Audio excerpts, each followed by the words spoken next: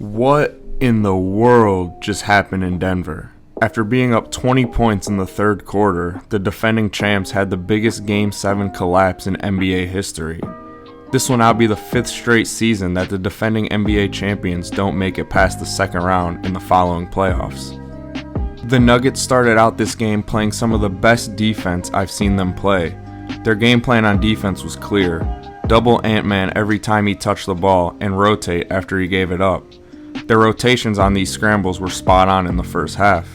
Here, they wait until the shot clock is low to double, and it results in a shot clock violation after a few rotations. It almost looks like Denver's in a zone. They send the nearest wing defender to double. Gordon leaves Towns and picks up the cutting Naz. Then Jokic leaves McDaniels to close out on Towns, and by the time it's swung to the corner, the Nuggets defense has recovered. The Wolves were not hitting these looks in the first half, but a lot of it had to do with Denver's defensive effort and game plan. And with Murray hitting shots like these, it looked like the Nuggets were running away with this game. Murray started the third quarter with a 5-0 run himself to put the Nuggets up by 20. But after this shot by Murray, which put him at 29 points with over 10 minutes left in the third quarter, he would only score 6 more after that. This Minnesota comeback would start on the defensive end. The Nuggets didn't make a field goal for over 6 minutes in the third quarter, and as they put together stops on one end, that would lead to them getting out and running, resulting in some easier looks on offense. Denver went ice cold. They were still getting good looks, but shot just 4 of 21 from 3 in the second half. The Wolves started hitting some of their threes in late shot clock situations. Like here, they send the double at Ant again, causing them to rotate, as Conley barely gets this shot off to beat the buzzer.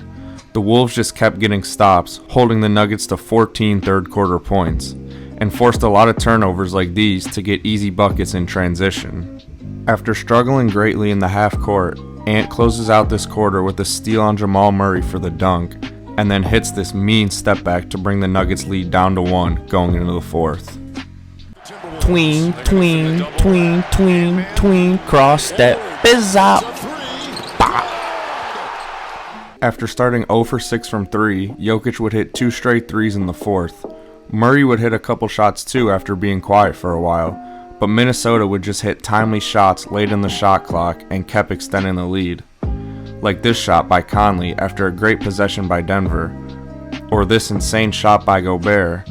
It just seemed like the Wolves had an answer for every shot that Denver made, and if they missed, they would grab the offensive rebound.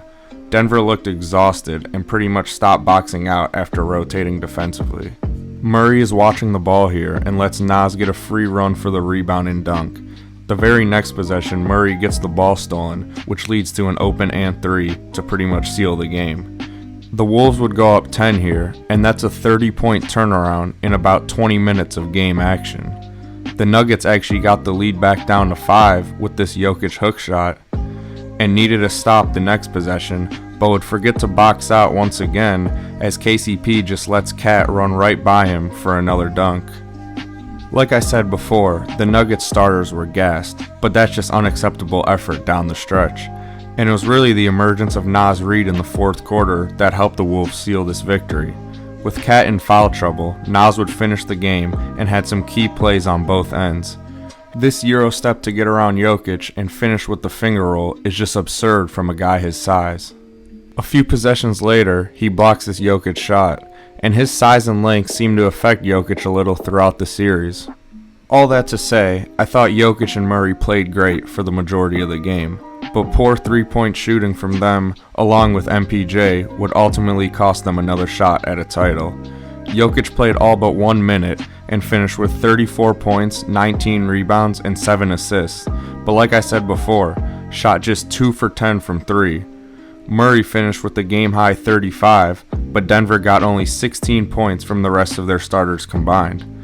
But at the end of the day, you gotta give credit to the Timberwolves. They locked in defensively in the second half, and guys like McDaniels and Conley hit timely 3-point shots with Ant struggling. Ant finished with only 16 points and shot an abysmal 6 of 24 from the field, but I thought he played tremendous defense on Jamal Murray in the second half, and also had 7 assists to just 1 turnover, showing how he can impact the game when his shot isn't falling. The Timberwolves beat the Nuggets at their own game, which is executing and hitting shots in the fourth quarter when it matters most. The Timberwolves are headed back to the Western Conference Finals for the first time since 2004. If you enjoyed this breakdown, please like and subscribe, as I will be posting more breakdowns on different players, teams, and matchups as the playoffs progress.